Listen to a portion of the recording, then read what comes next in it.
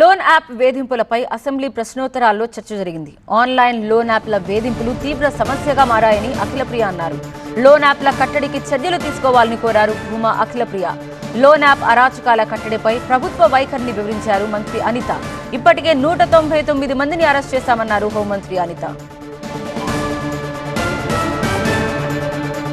Loan app లో డబ్బులు తీసుకుంటే వాడికి చావైన సరైన అధ్యక్ష, అంతకుమించి అక్కడ నెవర్ స్టాప్ అనమాట అది.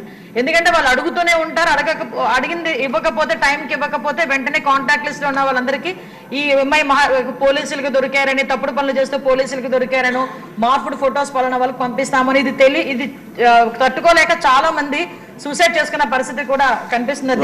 చర్యలు తీసుకోలేదా? ఆల్రెడీ అందరి మీద కూడా ఇప్పుడు మనం వాళ్ళు ఎవరైనా దొరికిన తర్వాత కూడా అధ్యక్ష సుమారుగా దగ్గర 199 మందిని ఈ రోజు అరెస్ట్ చేశాం అధ్యక్ష. వాళ్ళని అరెస్ట్ చేయడమే కాదు అధ్యక్ష, వాళ్ళందరూ కూడా రిమైండ్కి వెళ్తారు అధ్యక్ష. 306 కానీ 307 కానీ వెళ్లే పరిస్థితులు వాళ్ళందరికీ కూడా చట్టాలు అయితే చాలా కట్టుదిట్టమైనవి అధ్యక్ష. ఎంత చట్టాలు మనం కఠినతరం చేసినా వాళ్ళ తాలూకా టెక్నాలజీ బేసెస్ పెట్టుకొని ఇంకొంచెం మనం ఒక స్టెప్ వేస్తే వాళ్ళకు 10 స్టెప్పులు ముందు ఉంటున్నారు అధ్యక్ష.